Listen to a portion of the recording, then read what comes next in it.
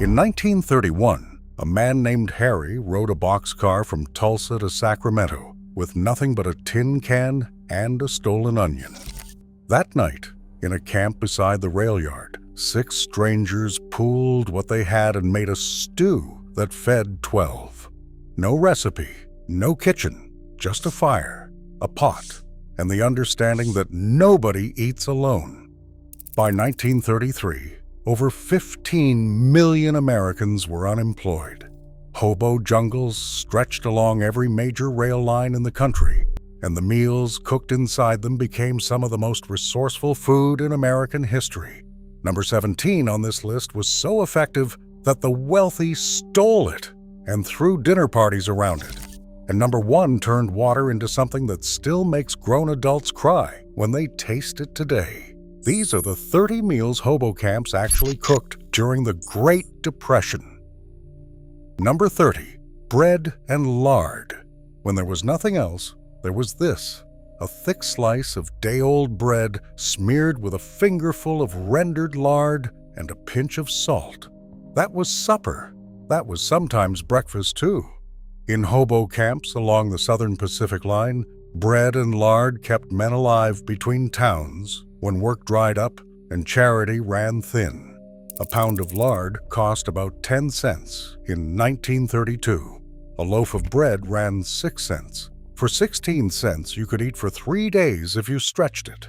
Some men carried lard wrapped in wax paper in their bindle sticks, trading it like currency at the next jungle down the line.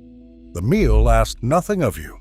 No fire, no pot, no skill. Just a willingness to survive one more day. Number 29, coffee soup. Leftover bread torn into a bowl. Hot black coffee poured over the top. A spoonful of sugar if you had it, and a splash of milk if God was generous. Amish and German families in Pennsylvania made this for generations before the Depression. But by 1932, it had spread into hobo camps wherever coffee could be boiled in a tin can over coals. The bread softened into a warm mush that sat heavy in your stomach. It tasted bitter and sweet at the same time, like the decade itself. A pound of coffee cost about 25 cents and could last a camp a week if everyone shared the pot. Sitting around a fire, passing a can of black coffee, tearing bread into your bowl. It was communion without a church. Number 28, ketchup soup. This one sounds like a joke until you realize people were feeding their children with it. A few tablespoons of ketchup stirred into a pot of boiling water with salt and pepper. That was the recipe. Diners and restaurants left ketchup bottles on the counter, and hungry men would pour them into jars when nobody was looking. Back at camp, that stolen ketchup became the base for a soup that tasted like warm, watered-down tomato. The trick was boiling it long enough that the vinegar mellowed and the sugar came forward. In hobo camps, it was usually free, liberated from lunch counters by men who had stopped feeling ashamed about feeding themselves. Number 27th, fried bologna. A single slice of bologna fried in its own fat over an open flame, curling at the edges until the center puffed up like a small dome. Eaten between 2 pieces of bread, or straight off the stick you cooked it on. Bologna cost about 15 cents a pound in 1934, making it the cheapest processed meat a man could buy. In hobo jungles from Chicago to Los Angeles, fried bologna was the meal that said you had a little money but not much. The frying changed it entirely. Raw bologna tasted like poverty. Fried bologna tasted like someone gave a damn. Kids in Hoovervilles fought over who got the crispiest slice. Mothers fried it thin to stretch a single pound across a family of 5. Number 26, dandelion green salad. At the peak of the Depression, you could not find a dandelion growing anywhere near a hobo camp. They were picked the moment they appeared, eaten as fast as the ground could push them up. The tender young leaves, gathered in early spring before the flowers turned bitter, were washed in creek water. and eaten raw or wilted over a fire with a splash of vinegar and bacon grease, if anyone had it. Free food, growing wild in every field and ditch in America. Clara Canucciari, who grew up during the Depression, remembered foraging dandelions from yards and parks. Her grandmother said you could not find a single one in northern Illinois because they were eaten as fast as they appeared. The Hobos did not know dandelion greens were rich in vitamins A, C, and iron. They just knew it was food, and it was free. Number 25, potato soup. Potatoes were the backbone of Depression-era survival. A 10-pound sack cost about 18 cents in 1932. In hobo camps, potato soup meant peeling whatever potatoes you could find, boiling them in water with an onion and salt until everything broke apart into a starchy, filling broth. Some cooks mashed the potatoes right in the pot for thickness. If someone in camp had a little milk or butter, the soup transformed into something almost restaurant quality. Without it, the soup was pale and plain, but hot and filling. The pot stayed on the fire all day. Men dipped bread into it as they came and went. Potato soup did not care if you were a banker who lost everything, or a farmhand who never had anything to begin with. It fed everyone the same. Number 24, pinto beans and cornbread. This was the meal that held the South together when everything else fell apart. Dried pinto beans simmered for hours in a pot over the fire with salt pork or a ham bone if the camp had one. Cornbread baked in a cast iron skillet, sometimes over coals, sometimes in the ash. A pound of dried beans cost about 5 cents. Cornmeal was 3 cents a pound. For less than a dime, you could feed a camp of 8 men. The beans gave protein, and the cornbread gave heft. Together they delivered the kind of fullness that lasted until morning. In hobo jungles across Texas, Oklahoma, and Arkansas, this combination showed up more than any other meal. The smell of beans simmering and cornbread crisping in the skillet was the universal signal that you were welcome to sit down and eat. Number 23, cornmeal mush. Cornmeal was boiled in water until it thickened into a heavy porridge. It was eaten hot with sugar or poured into a pan, left to set overnight, then sliced and fried in lard the next morning. Fried cornmeal mush was called a hoe cake in some parts of the country, and men carried slices wrapped in cloth in their packs for days. It traveled well and did not spoil quickly. Fried, it developed a golden crust that crunched against the soft interior. Cornmeal cost almost nothing. A man with a bag of it and access to water could feed himself for a week. No eggs, no milk, no butter, just cornmeal and heat. Number 22, creamed chipped beef on toast. Men who came to hobo camps from military service called it by a name we will not repeat, but the polite version is SOS. Thin slices of dried salted beef simmered in a white sauce made from flour, butter, and milk, poured over a piece of toast. In the camps, the recipe was stripped down. The beef was whatever dried or canned meat was available. The sauce was flour and water. The toast was bread held over a flame on a stick. It looked terrible.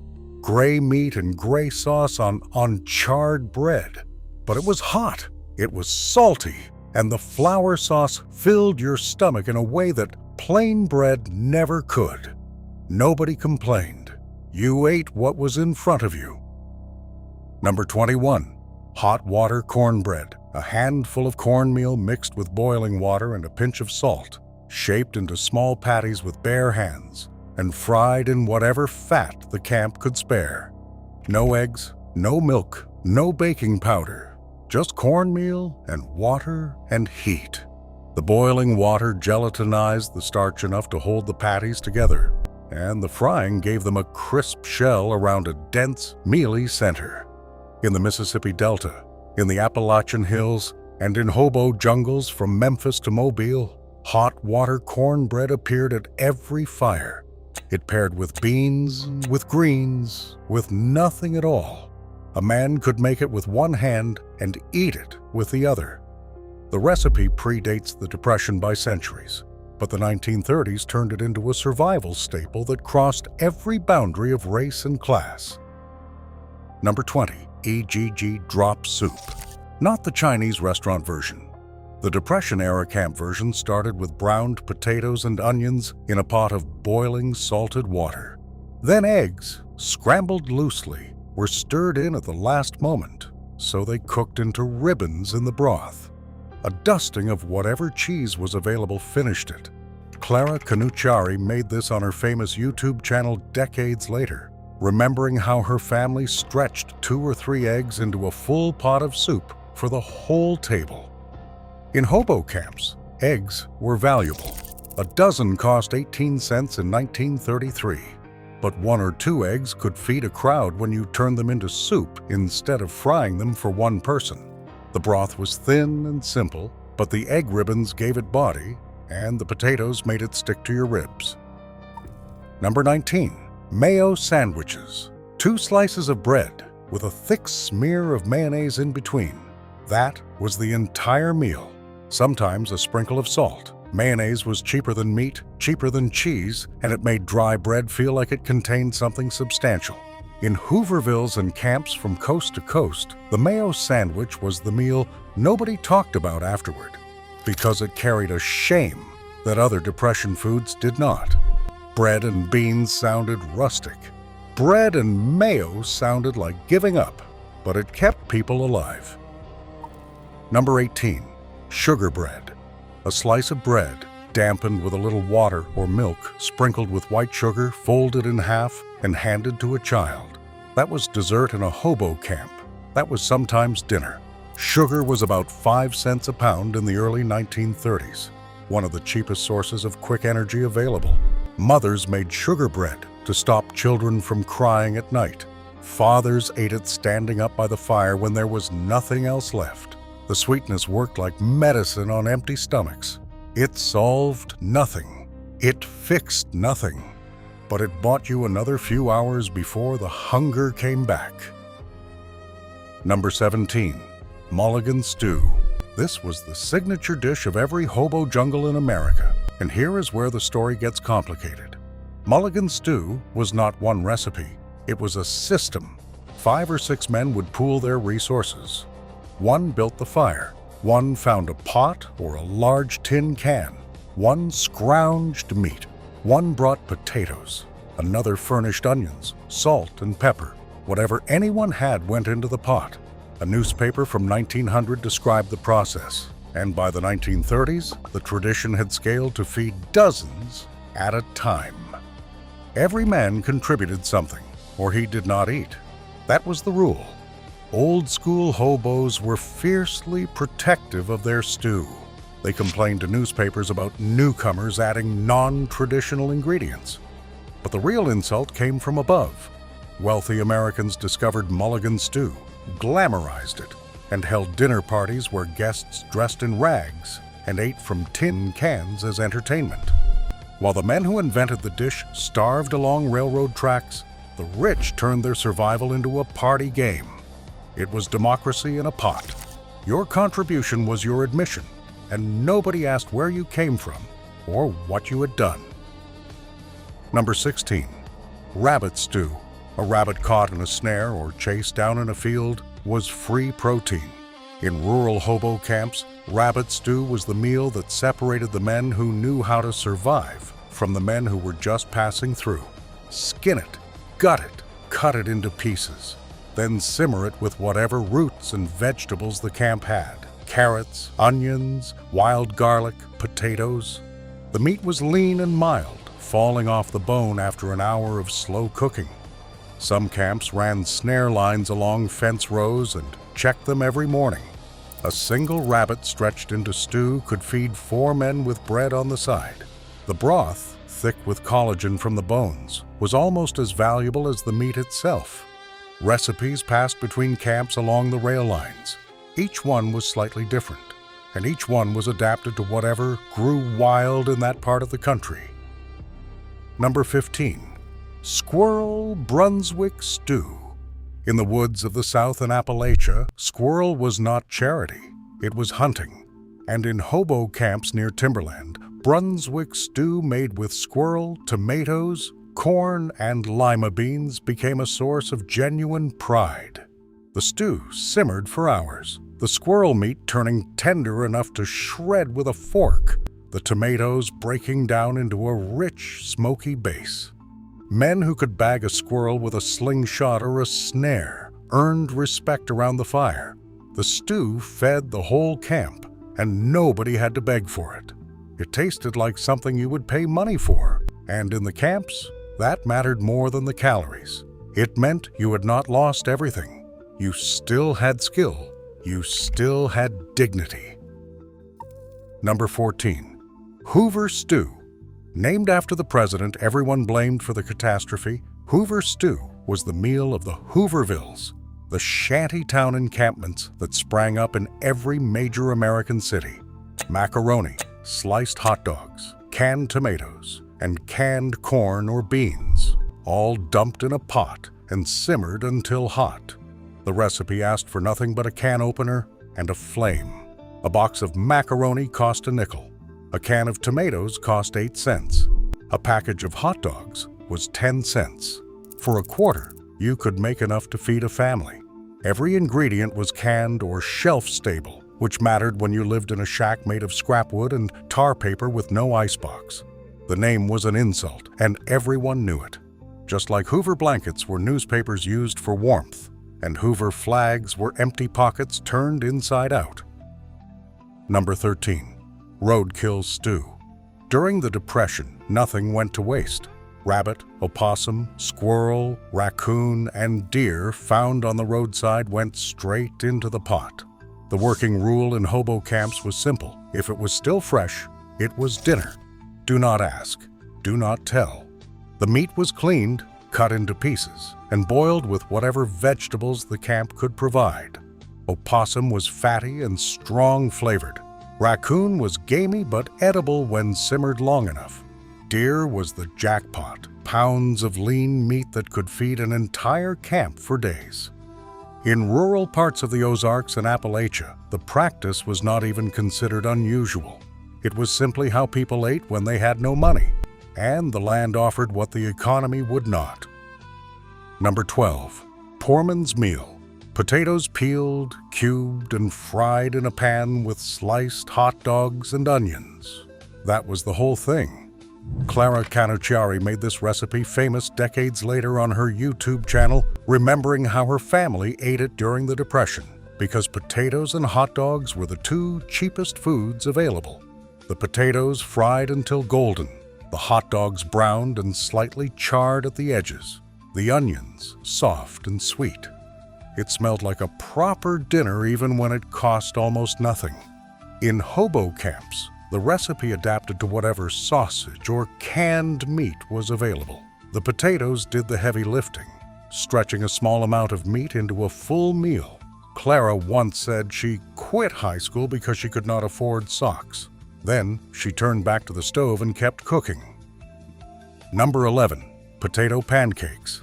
Leftover mashed potatoes were mixed with flour, a little onion, and salt, then fried in lard until crispy on the outside and creamy within. In hobo camps, potato pancakes turned yesterday's dinner into today's breakfast. They traveled well and were portable. The frying used only a small amount of fat. Some cooks grated raw potatoes when there were no leftovers, squeezed out the moisture, and mixed the shreds with flour so they would hold together. The pancakes were dense and filling, the kind of food that sat in your stomach like a promise that the next meal would come eventually. Number 10. Mock Apple Pie. When apples were out of season or too expensive, Ritz crackers were boiled in water with sugar, cream of tartar, lemon juice, and cinnamon until they softened into something that tasted astonishingly like apple filling. The mixture was poured into a pie crust and baked, and the result fooled nearly everyone. Cream of tartar created the tartness, the sugar gave sweetness, and the cinnamon and lemon provided the familiar flavor profile. Ritz even printed the recipe on the back of their box. In hobo camps, the version was rougher. Whatever crackers were available stood in for the Ritz. The pie crust was made from lard and flour, but the principle held. You could make apple pie without a single apple, and nobody at the table would know unless you told them. Number 9. Wacky cake. No eggs, no butter, no milk, just flour, sugar, cocoa powder, vinegar, baking soda, vegetable oil, and water, mixed directly in the baking pan and baked into a chocolate cake that had no business tasting as good as it did. The vinegar and baking soda reacted to create the lift that eggs normally provided. The oil kept it moist for days. In camps that had access to an oven or a covered pot over coals, wacky cake was the dessert that kept morale alive. The recipe spread through churches, relief camps, and hobo jungles by word of mouth. Women wrote it on scraps of paper and passed it to strangers. It required nothing that cost more than pennies, and it delivered something that felt like abundance. Number 8. Water pie. This is the one that seems impossible. A pie made from water, flour, butter, sugar, and vanilla, poured into a crust and baked until the filling set into something resembling custard. The primary ingredient was water, actual water. Yet the result was buttery, sweet, and somehow satisfying in a way that defied its ingredients. Some recipes omitted eggs entirely. The filling relied on flour to thicken and butter to enrich what was essentially sweetened water.